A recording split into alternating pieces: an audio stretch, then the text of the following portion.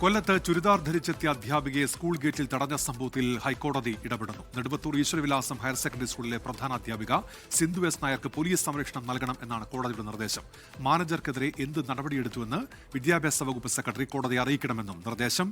സൂര്യഗായത്രി കൊല്ലത്തുനിന്ന്. സൂര്യവിവാദമായ സംഭവമാണ്, എന്തൊക്കെയാണ് വിവരങ്ങൾ? ഉന്മേഷ്, കൊട്ടാരക്കര നെടുവത്തൂർ ഈശ്വരവിലാസം ഹയർ സെക്കൻഡറി സ്കൂളിലാണ് പ്രധാന അധ്യാപിക ചുരിദാർ ധരിച്ച് വന്നതുകൊണ്ട് തന്നെ മാനേജറുടെ നിർദ്ദേശത്തെ തുടർന്ന് സെക്യൂരിറ്റി ഗേറ്റിൽ തടഞ്ഞ ഒരു സംഭവം ഉണ്ടായത്. അത് വിദ്യാഭ്യാസ വകുപ്പിന് തന്നെ വലിയ നാണക്കേടുണ്ടാക്കുന്ന ഒരു സംഭവമായിരുന്നു. അതിനുശേഷം തനിക്ക് സ്കൂളിലേക്ക് വരാൻ പേടിയാണ് എന്നുള്ളത് ടീച്ചർ തന്നെ നമ്മോട് പ്രതികരിച്ചതാണ്. തനിക്ക് സുരക്ഷിതമായിട്ട് വന്ന് ജോലി ചെയ്ത് മടങ്ങാനുള്ള ഒരു സാഹചര്യം ഒരുക്കണമെന്നും അവർ ആവശ്യപ്പെട്ടിട്ടുണ്ടായിരുന്നു. അതേ തുടർന്നാണ് ടീച്ചർ കോടതിയെ തന്നെ സമീപിക്കുന്ന ഒരു സാഹചര്യം ഉണ്ടായത്. എന്തായാലും ടീച്ചറിന് അനുകൂലമായിട്ടുള്ള നിർദ്ദേശം കോടതിയുടെ ഭാഗത്തുനിന്ന് ഇപ്പോൾ ഉണ്ടായിരിക്കുകയാണ്.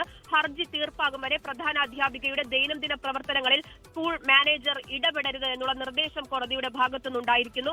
അതുകൂടാതെ മാനേജർക്കെതിരെ എന്ത് നടപടിയെടുത്തു എന്ന് വിദ്യാഭ്യാസ വകുപ്പ് സെക്രട്ടറി കോടതിയെ അറിയിക്കണമെന്ന് പറയുന്നു. കൂടാതെ ഏറ്റവും പ്രധാനപ്പെട്ടത്, ഒരു പ്രധാന അധ്യാപികയ്ക്ക് സ്കൂളിൽ വന്ന് സുരക്ഷിതമായിട്ട് ജോലി കഴിഞ്ഞ് മടങ്ങാനുള്ള സാഹചര്യം അത് പോലീസ് ഒരുക്കണമെന്നുള്ള നിർദ്ദേശം കൂടി കോടതി നൽകിയിരിക്കുകയാണ്.